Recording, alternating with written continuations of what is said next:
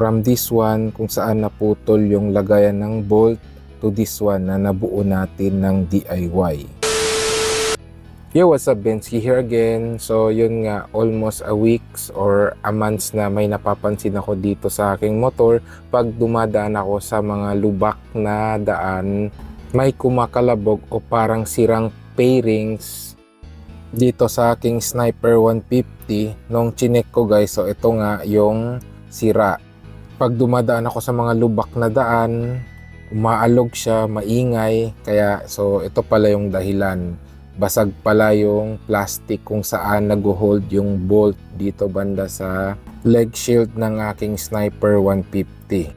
Kabilaan na din pala yung sira, kaya pag dumadaan ako sa mga lubak na daan, maingay talaga yung plastic ng aking leg shield ng Sniper 150.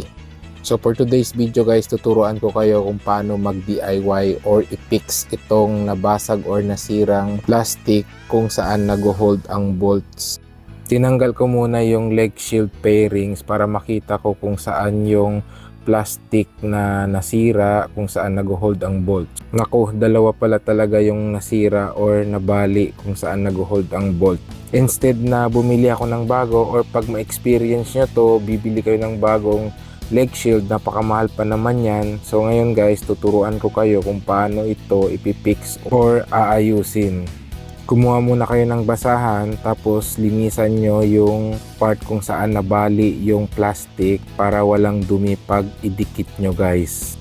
Next step, idikit nyo, guys, gamit itong Mighty Band Extreme. So ito yung gamitin nyo, guys, itong kulay blue kasi napakadikit nito. So Mighty Band, shout out, baka naman. Tapos pwede nyo nang idikit yung nasirang plastic doon sa nailagay nyong Mighty Band. So hindi pa dito, guys, nagtatapos itong DIY ko, guys, kasi for sure kahit anong pandikit na ilalagay mo dito, kahit anong brand, kahit anong tibay, for sure pag dumaan ito sa mga lubak na daan, matatanggal at matatanggal ito. Kaya kailangan natin itong soldering iron, guys. Kailangan din natin meron nitong gun tacker staple wire, or kung wala naman, pwede na rin yung bala ng stapler yung ginagamit natin sa papel, guys. Tapos, guys, i-separate nyo lang siya ng isa-isa. Tapos, guys, yung isang piraso, i-straight nyo lang gamit itong plies. Gawin nyo ito, guys, depende sa nabasag or nabali na plastic cover sa inyong motor. Dito sa case ko, guys, dalawa yung ilalagay ko na staple wire ng gun tacker doon sa nasira or nabali na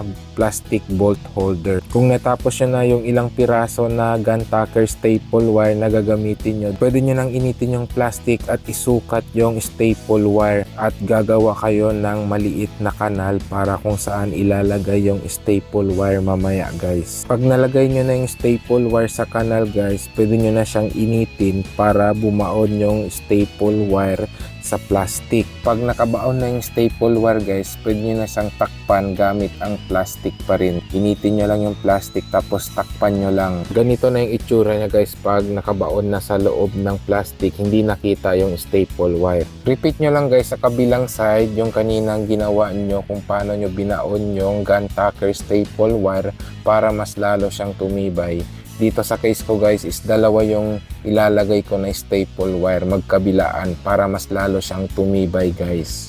I-repeat nyo lang ulit, guys, doon sa mga nabasag or nasira na plastic ng inyong motor.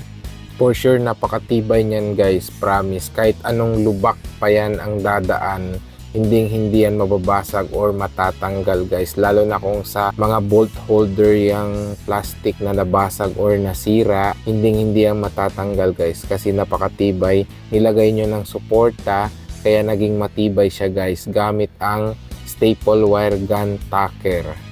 Ite-testing natin, guys, kung gaano ito katibay itong ginawa kong DIY gamit ang kamay ko. Yung tipong gusto mo siyang baliin gamit yung lakas ng kamay ko. So yun, guys, nakikita nyo naman napakatibay niya na kahit anong lubak-lubak pa yan, kahit malalim pa yan yung lubak na dadaanan nyo, hindi yan matatanggal, guys, or mababali. So i-repeat nyo lang, guys, doon sa ibang nasira na part or nabali kahit sa mga hindi pa nabali, pwede na kayo maglagay ng gun tacker staple wire para isang baklasan na lang guys, hindi na siya mababasag or mababali. So ito guys, nilagay na natin yung bolt, tinetesting ulit natin kung gaano nga ba katibay yung DIY na ginawa natin gamit ang staple wire gun tacker guys. So ito guys, nassemble na natin ulit yung leg shield pairings ng aking Sniper 150.